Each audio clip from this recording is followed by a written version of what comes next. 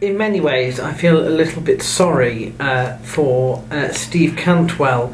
I think he did fantastic in the first round, and I do think that he came very, very close to finishing in the third round, right before the end of the match. I also noticed that he was low blowed in the first as well. But the main reason that I speak, or that I choose to include this particular bout in my recap video, is because Jens the Budgie really enjoyed it. Jens the Budgie is Budgies sort of bob and weave when they're happy. It's the sign of a happy budgie. Don't ask me why they do it, but they do. And two things can set them off doing it. One, that they are happy.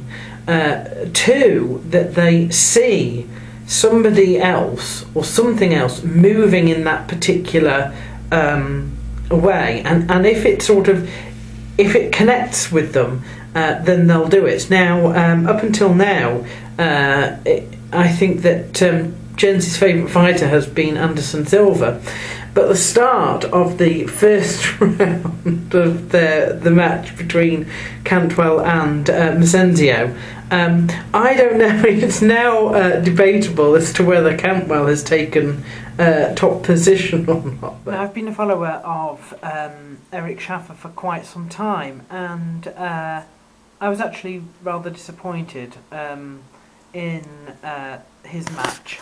I don't know if it's because he's been out for a long time or what, but I suppose he showed heart by not being finished, but single strikes against what were sort of quite well. They were combinations that were landing, and that was part of the problem from Aaron Simpson. Yes. I was just a little bit disappointed, I think, in that. And with Darren Elkins, I kept thinking I was watching, a 1.5 minute fight on a constant loop, because what they seemed to do was Darren Elkins would go for a takedown, and Taekwon Zhang would try a guillotine attempt, and there'd be, a little bit of a pause. And then Darren Elkins would get out of the guillotine, successfully get the takedown, and then spend the rest of the time trying to get an RNC. He'd fail with that, and they'd stand up, and then it would be like, oh, right, okay, so Darren Elkins has gone in for a takedown and got caught in the guillotine, and it just seemed to the whole match, and it went all the way to decision, seemed to be this sort of 1.5 minute sort of loop of footage between the two. It was very, very strange indeed. Very strange, but there we are. Rather good showing from both there. People who know me will know that I like Anthony Pettis, and that I have said a number of times how I think it's unfair that Dana White never kept his promise. But you will also know that I absolutely loathe low blows.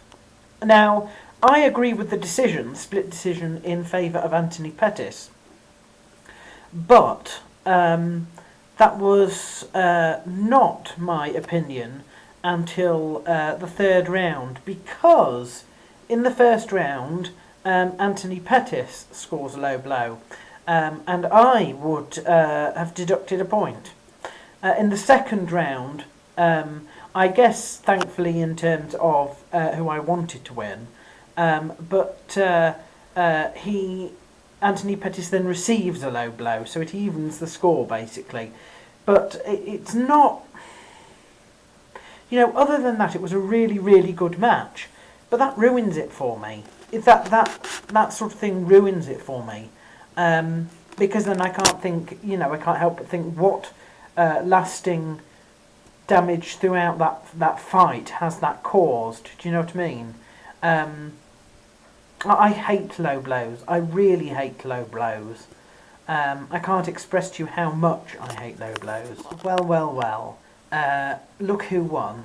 And proved my point really that the rematch, it just didn't need to happen at all.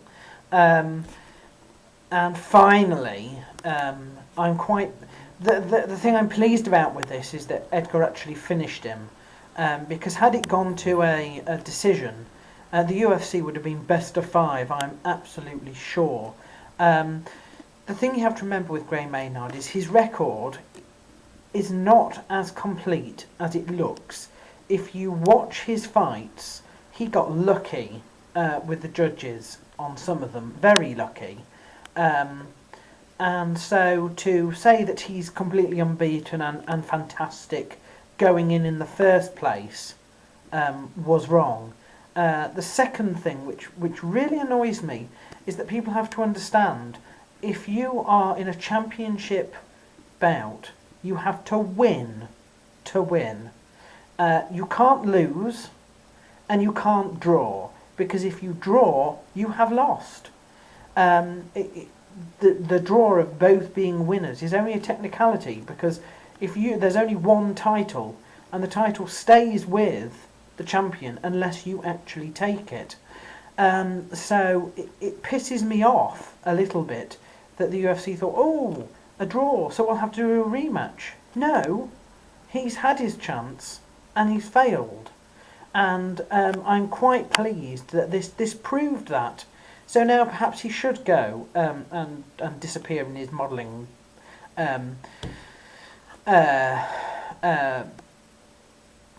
professional, whatever it is that he says he's thinking of doing, because I've not liked him from the start, it has to be said, but it really annoys me, this whole thing with Pettis and Maynard and Edgar has annoyed me, and I'm glad that it's all over now.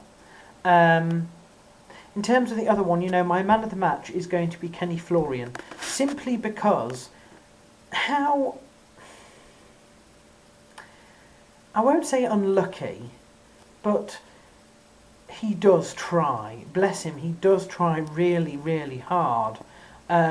This is the 3rd time that he has challenged for a title, and the 3rd time he's failed. He's never held the title, and I think that must be a record in itself, because for somebody who has not held a title to challenge 3 times and not win any of them,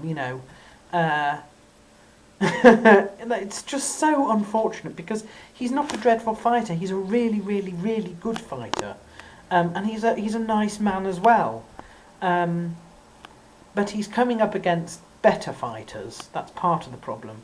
And what's really sad is he's getting older, and it's only a matter of time, isn't it, before, I don't know, he's had 3 attempts, and it takes a time to get into the position where the UFC will allow you to have a chance.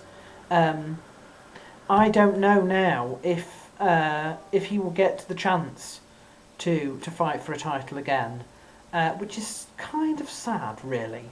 And so, just for that reason, I'm awarding Kenny Florian my man of the match. My man of the card for UFC 136.